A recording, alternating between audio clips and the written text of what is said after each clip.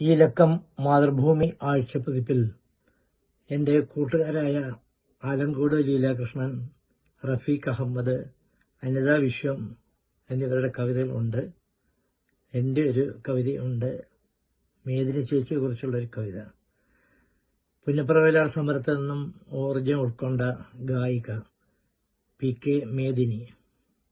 എല്ലാവരും ശ്രദ്ധിക്കുമല്ലോ ഈ കവിതകൾ.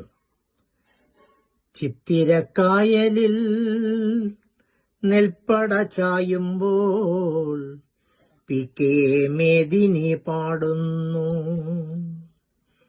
ആലപ്പുഴയുടെ ഓരോ സിരയിലും ചോരപ്പുഴയാർ തലയ്ക്കുമ്പോൾ PK മേദിനി പാടുന്നു.